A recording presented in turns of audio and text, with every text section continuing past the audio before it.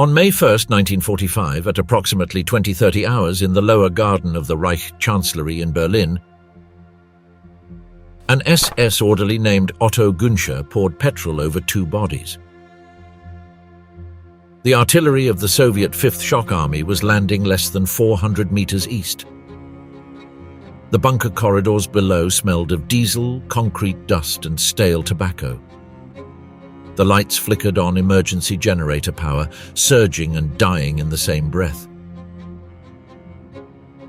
Above ground, the Reich was finishing itself. Below ground, a family was being closed like a file. Joseph Goebbels, Magda Goebbels. 6 children, aged 4 to 12. Their names: Helga, 12, Hilda, 11, Helmut, 9, Holder, 8, Hedda, 7, Haida, 4, would appear 2 days later in a Smersh autopsy protocol filed at the Russian State Military Archive in Moscow, RGV, a Fond 7021, declassified in stages through the 1990s. The popular memory of that night holds a single sentence. The family ended in the bunker. The archive holds something stranger. It holds a 7th name. Magda Goebbels had married Joseph Goebbels on December 19, 1931.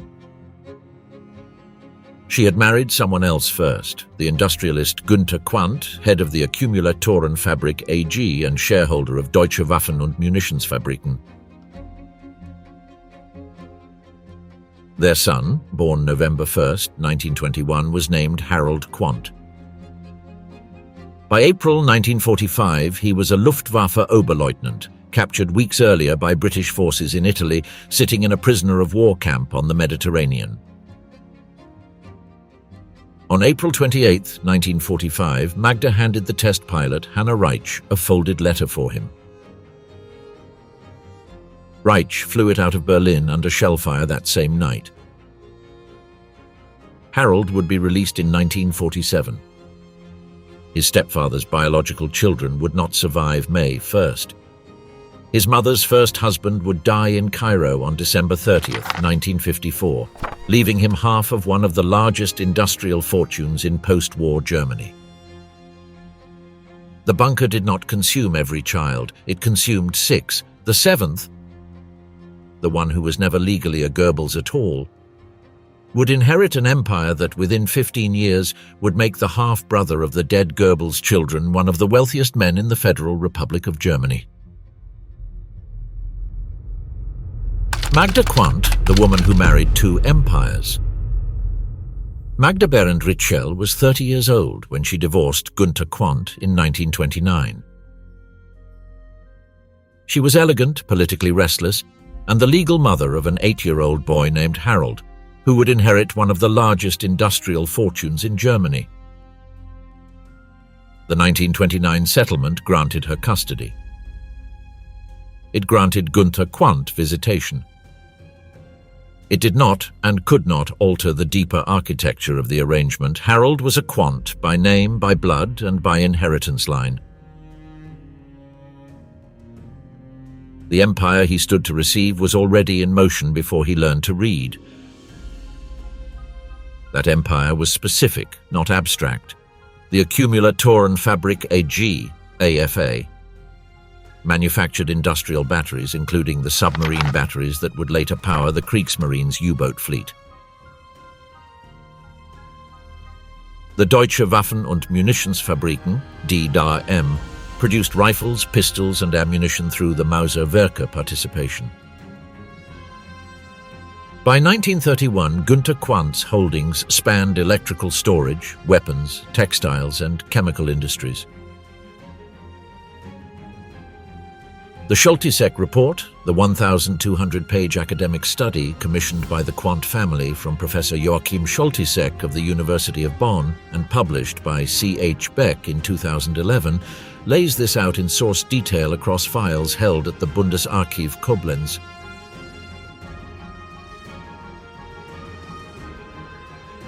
Magda met Joseph Goebbels in 1930. By the autumn of 1931, they were engaged. The wedding took place at a Quandt estate. The boy in the wedding photograph, in a dark suit, standing between his mother and his new stepfather, was Harold Quandt, 10 years old. Hitler attended as a witness. The photograph survived. It is reproduced in standard biographies. Within 2 years, the regime Joseph Goebbels served would be in power. Within 6 years, the Reich would designate Günther Quandt a Wehrwirtschaftsführer, a leader of the war economy. Here is the part the popular memory of the bunker cannot accommodate. The surviving heir was never hidden. The surviving heir was photographed on the cover of Time magazine as a child in Hitler Youth uniform at his mother's wedding. The legal connection between the Quandt industrial empire and the Goebbels family was not buried in a classified file. It was published, it was photographed, it was on record, it was on the newsstand. What the post-war narrative did was simpler than concealment. It compressed. The bunker became a story of 7 adult casualties and a single suitcase of regime documents. The 7th child alive in a British camp in Italy did not fit the cleaner ending. The Wirtschaftswunder of the 1950s required industrialists, not heirs of the bunker. The Cold War required West German economic miracles, not unresolved family ledgers. The textbook chapter compressed 72 hours of bunker collapse into a paragraph. The story was not censored. It was reduced to a footnote. The footnote was the compromise the post-war consensus reached with itself. What no one in the wedding photograph of December 1931 understood was that the boy in the dark suit standing between his mother and his new stepfather was the only person in the frame who would be alive to inherit anything at all 20 years later. Harold in uniform, the heir the war did not consume. On April 28, 1945, in a smoke-stained corridor of the Führerbunker, Magda Goebbels handed a folded letter to the test pilot Hanna Reich. Reich had landed an Arado R-96 on the Tiergarten axis under Soviet artillery to evacuate General Oberst Robert Ritter von Greim, the newly appointed commander of what remained of the Luftwaffe. The letter went into her flight jacket. It was 4 pages, handwritten, addressed to Harold Quandt, the only addressee in Magda's surviving correspondence whom she still expected to live. By that point, Harold was 23 years old. He had served in the Luftwaffe since 1939. He had jumped as a paratrooper. He had been wounded in Italy in 1944. In April 1945, near Bologna, his unit surrendered to advancing British forces. He was processed through the British prisoner of war system and transferred south. The British administrative records, held in the relevant series at the National Archives at Kew, list him under his birth name. Quandt, not Goebbels. He had never been adopted. The legal distinction would matter more than anyone in 1945 yet understood. The empire he was the heir to was, by then, a documented Reich war contractor. AFA, the accumulator and fabric, had supplied the submarine batteries. The Pertrix works in Berlin produced military dry-cell batteries for the Wehrmacht's field radios. The DWM weapons plants had run at war production capacity from 1939 to the closing days of 1944. The Scholtisek report later reconstructed the labor structure across these facilities in granular detail. Forced labor. Concentration camp prisoners assigned to AFA Hanover. Prisoners of war assigned to satellite plants. Eastern workers, the regime's bureaucratic category for civilians deported from occupied Soviet territory.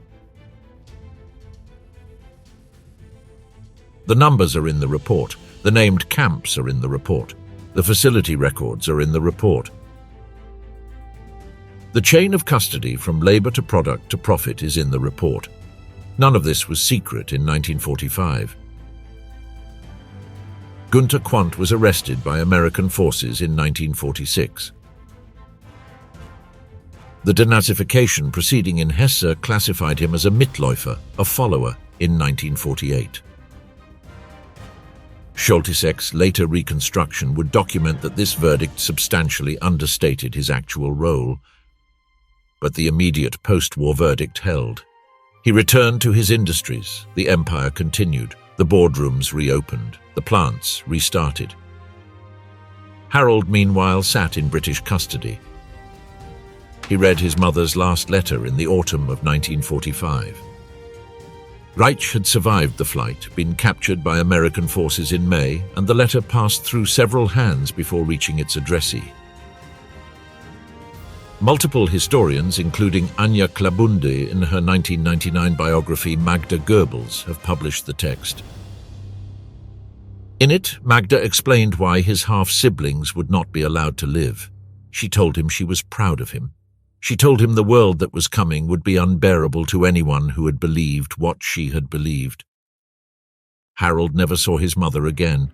He never saw the 6 children he had played with on holidays at Schwanenwerder, the lakeside villa west of Berlin where the Goebbels family had spent its summers. The bunker had decided in advance who in the family would survive the regime. The decision was made at a desk, not on a battlefield. The decision was operational, like a directive moving through a chain of command. The order moved from Magda to Kunz. The exemption moved from the bunker to a British camp 2,000 kilometers south. Both moved in writing. What the popular memory has never absorbed is the institutional fact at the center of all this.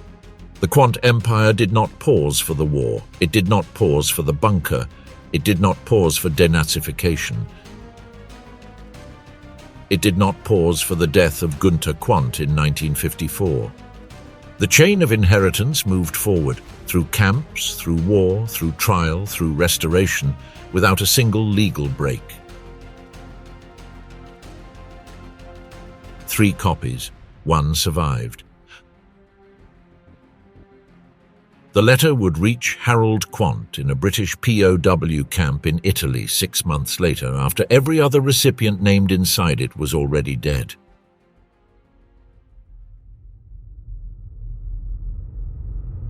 The letter from the bunker and the air it created.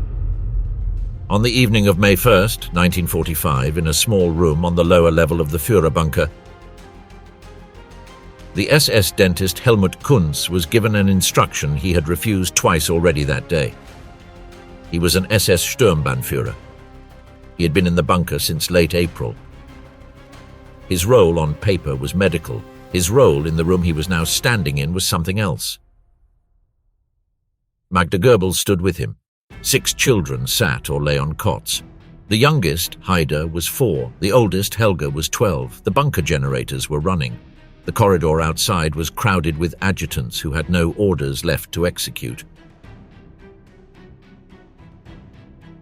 What followed is recorded in the Smersh file. 2 days later, on May 3, 1945, a Soviet investigation team under Lieutenant Colonel Klemenko entered the bunker complex.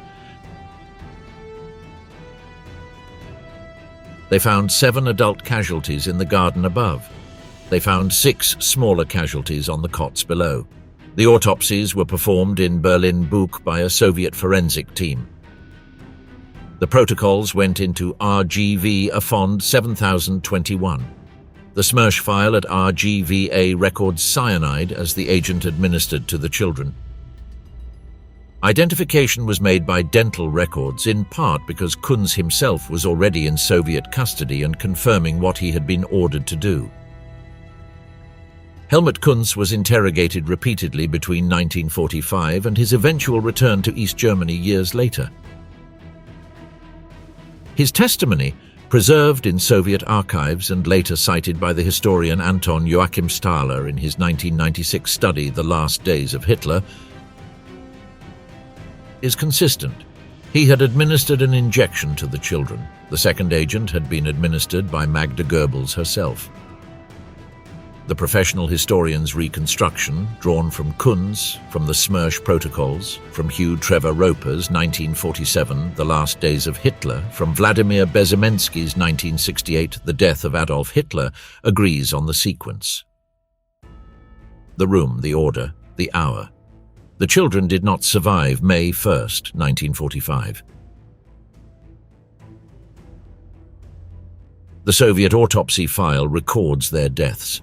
What the file did not record, what no investigator that night had time to ask, was the question that would define the next 80 years of the Quandt name. Where was the seventh child?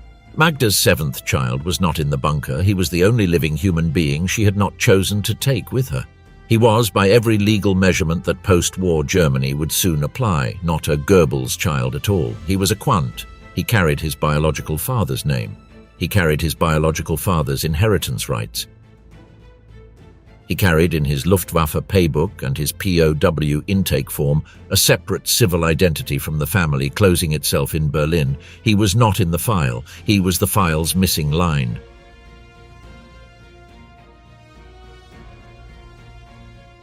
The British did not know any of this in detail when they processed him in April. They knew he was a captured Luftwaffe officer. They knew his name. The connection to the regime's propaganda minister was discovered later through routine intelligence cross-checks.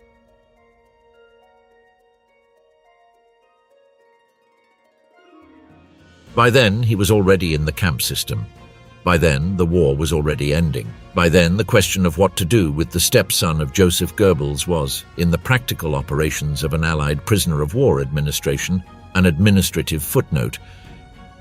He was not on any wanted list. He had committed no documented war crime. He had been a paratrooper. He had been wounded. 3 copies of his mother's letter are believed to have existed. One was lost. One went into Quandt family papers. The text survives because Klabunda and other historians later reconstructed it from the surviving copy and from family-controlled archive holdings. The letter exists. The bunker exists in the Smersh file. The Luftwaffe service record exists in the Bundesarchiv Militär Archiv at Freiburg. 3 archives, 3 documents, 1 man. The bloodline of Joseph Goebbels ended in that small room on the bunker's lower level. The bloodline of Magda Quandt did not. Her firstborn was alive in a British camp, 23 years old, holding, within 6 months, a letter telling him that his mother had decided in advance who in the family would be allowed to live. He was the inheritance the bunker did not liquidate. He was the inheritance the bunker had been designed not to touch. What the Smersh investigators did not yet know, as they catalogued the 7 adult casualties in the garden above and the 6 smaller casualties in the room below, was that the family they were closing the file on had a 7th child, and that child was alive, in Allied custody, and about to inherit everything.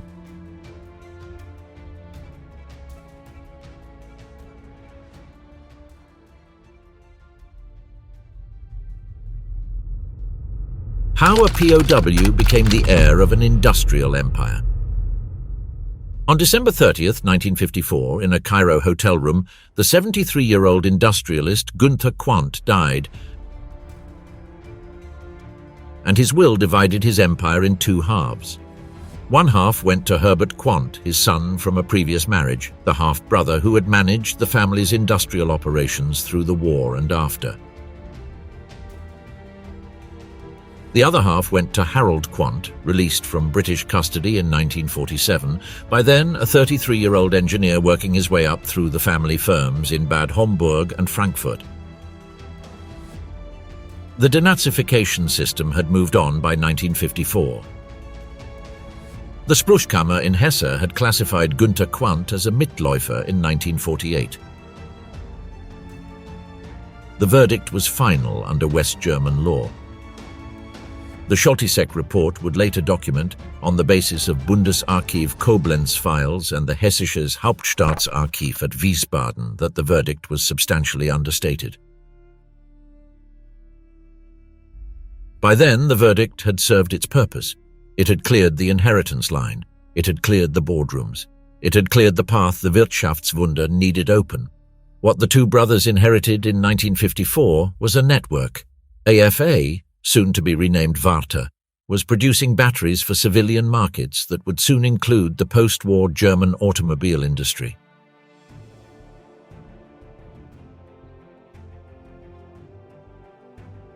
The DWM weapons holdings had been restructured. There were textile interests, chemical interests, mechanical interests. There was a substantial position in BMW, the Bavarian aircraft engine and motorcycle manufacturer that, by the late 1950s, was on the brink of collapse. The position had been quietly accumulated through the late 1940s and the 1950s. By 1959, it was decisive. The 1959 BMW shareholders' meeting in Munich is where the second part of the inheritance changed shape. BMW was bleeding cash. Daimler-Benz had offered to absorb it. Deutsche Bank, BMW's principal creditor, recommended accepting the offer. Herbert Quandt, half-brother of Harold, son of Gunther, half-brother by marriage of the dead Goebbels children he had never met, increased the family's stake against the bank's recommendation. He became the controlling shareholder. The Munich plants did not close. The 1500 model launched in 1962. The recovery began. The empire pivoted from the industries that had served the Reich to the industries that would define West Germany. Harold did not live to see the empire's full second wind. He had married. He had 5 daughters, named in standard family records as Katharina, Annette, Inga, Gabriele, and Colleen. Names that would appear later in corporate filings of Harold Quandt Holding GmbH, based in Bad Homburg. On September 22, 1967, the small aircraft he was flying back from a business meeting did not survive a crash near Cuneo in northern Italy. He was 45 years old. He had outlived his half-siblings by 22 years. The 5 daughters inherited his half of the empire. Stefan Quandt and Susanne Klatten, the children of Herbert, would inherit the other half. By the early 2000s, the Quandt family held one of the largest private industrial fortunes in Europe. The BMW Group, one of the most valuable automotive manufacturers on Earth, sat at the center of it. The Wirtschaftswunder narrative had absorbed the family completely. The bunker connection had been reduced to a paragraph in biographies of Magda Goebbels. This is the part the popular memory has never reconciled. The Quandt-Goebbels connection was not concealed by the family. It was not censored by the German press. The 2 earlier marriages of Günther Quandt, the existence of Harold, the date of Magda's first wedding, all of this had been published, available, and accessible since 1945. What happened was structural. The Wirtschaftswunder needed industrialists who could run plants. The Cold War needed West German economic miracles to anchor the Western Alliance. The bunker story required a closed ending. 7 adult casualties, 6 smaller casualties, file closed. The 7th child, alive in Bad Homburg, raising 5 daughters, attending board meetings at AFA and BMWs, did not fit the closed ending, so he was placed outside the frame, not by conspiracy, by the gravitational habit of a post-war consensus that wanted clean stories more than complete ones. The archive remained intact. The frame moved. The word revenge, as it would emerge in the documentary that finally arrived in 2007, was never about ideology. It was about a balance sheet that the bunker had failed to liquidate. Das Schweigen der Quandts, the silence finally broken in 2007. On October 1, 2007, the German public broadcaster NDR aired a 90-minute documentary by Erich Friedler titled Das Schweigen der Quandts, The Silence of the Quandts. The film assembled survivor testimony, archival photography, and named documents from German and international archives. It named the camps. It named the satellite plants. It named the categories of forced labor used at AFA Hanover, at Pertrix in Berlin, at the DWM works. It connected the names to the inheritance. It put the photographs of the named camps next to the photographs of the named factories. Within 24 hours, the Quandt family announced that it would commission an independent academic study. The commission went to Professor Joachim Scholtisek of the University of Bonn. The brief was unrestricted access to family-controlled archives. The result was published by C.H. Beck in 2011 under the title Der Aufstieg der Quandts, The Rise of the Quandts. It runs to roughly 1,200 pages. Its conclusions, drawn from cross-referenced files at the Bundesarchiv Koblenz, the Hessisches Hauptstaatsarchiv Wiesbaden, the BMW Corporate Archive, and dozens of regional archives, are unambiguous. The family was, in Scholtisek's documented assessment, inseparably linked to the regime's war economy. Günter Quandt's denazification verdict understated his role. The forced labor system at the family's plants is in the academic record. The family acknowledged the findings. There were no large-scale restitution payments comparable to those made by certain other German industrial families. Daimler-Benz, Volkswagen, Krupp had each, at various points in the post-war decades, established compensation funds for surviving forced laborers.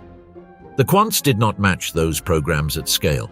The Scholtisek report stood as the academic reckoning. The family stood on it. This is the second twist of the entire story. The proof was not buried, it was in the archive the entire time. The Bundesarchiv Koblenz holds the relevant Quandt papers. The denazification files at Wiesbaden are open. The Smersh file at RGVA names every Goebbels child by name and age. The Klabunde biography of Magda was published in 1999. The connections between the families had been documented in Time magazine in 1939.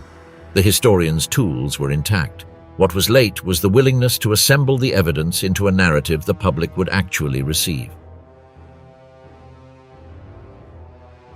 Friedler's documentary did not discover new files. It read the files that were already open. It interviewed survivors who had been available to interview for 60 years. It put names from the camps next to names on the BMW shareholder rolls. The journalism was forensic. The reaction was structural. Der Spiegel covered the report in 2011 with long, sourced articles. The German public received the information in measured doses. The BMW share price did not fall. Stefan Quandt and Suzanne Klatten remained on the Forbes lists. The 5 daughters of Harold Quandt continue, through Harold Quandt holding GmbH and related vehicles in Bad Homburg, to manage substantial industrial and investment positions.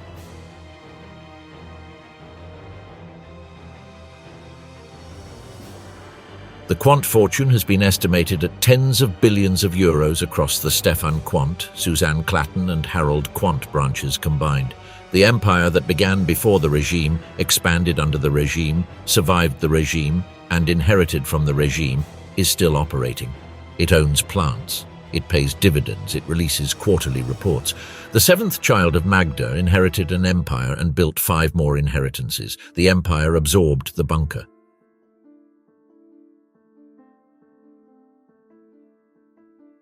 The archive recorded both. The textbook recorded one.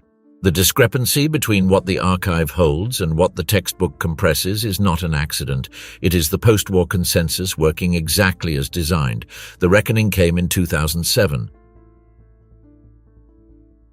It came on a public broadcaster. It came in 1,200 pages. It came late. The archive had not changed. Only the willingness to read it aloud, 62 years after the casualties in the garden, had finally arrived.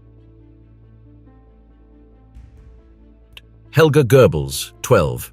Hilda, 11. Helmut, 9. Holder, 8. Hedda, 7. Haida, 4. The Smersh file at RGV, a font 7021, lists them in that order, with ages, with the date of recovery, with the cause of death recorded as the cited finding of the May 1945 protocol. 6 names, 6 ages, 1 night.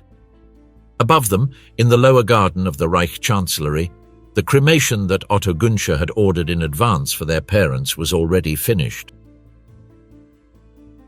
Below them in Bad Homburg, 22 years later, their half-brother, Harold Quandt, born November 1st, 1921, son of Magda Ritschl and the industrialist Günther Quandt, was running an empire. He did not survive the crash near Cuneo on September 22, 1967. He was 45 years old. His mother had told him in her final letter, as published by Klabunda in 1999, that the world coming after the regime would be unlivable to those who had believed in it. She had told him to be glad he would not have to live in the world she had chosen for his half-siblings. He lived in it for 22 years. He raised 5 daughters. He inherited an empire the bunker had failed to liquidate. The archive holds all of it.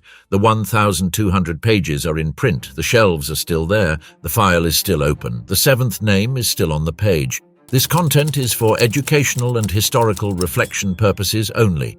For academic citation, please consult the primary archival sources referenced.